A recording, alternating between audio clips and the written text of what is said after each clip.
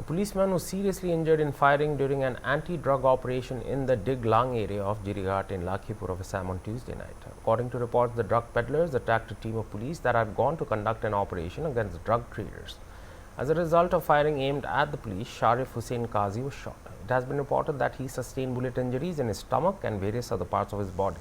After the incident, he was immediately taken to Alipur's Burroughs Memorial Christian Hospital. However, as his condition deteriorated, he was later shifted to Silchar Medical College and Hospital. Hospital sources have informed that his condition is currently critical. It is noteworthy that this operation, conducted under the leadership of the CDSP of Lakhipur, was an attempt to apprehend drug peddlers in the remote areas of Diglang.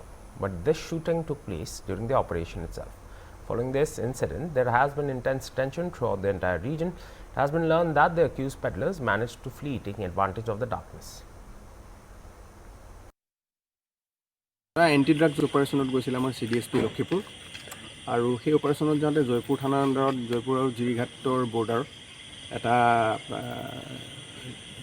Encounter সংঘটিত হয় আৰু আমাৰ এজন জোৱান গুলি লাগিছে আৰু আমি ইতিমধ্যে অপাৰেশ্যন লঞ্চ কৰিছোঁ ড্ৰাগছ এণ্টি ড্ৰাগছ পাৰ্টিৰ ওপৰত আৰু আমি বিহিত ব্যৱস্থা লৈছোঁ আৰু আমাৰ যিজন মানুহ আহত হৈছিল তেখেতক আমি মেডিকেল কলেজত ভৰ্তি কৰিছোঁ।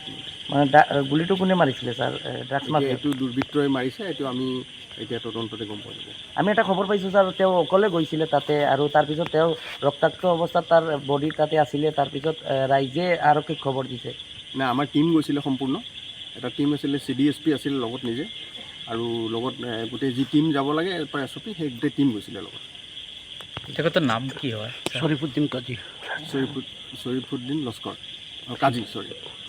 Thank you sir.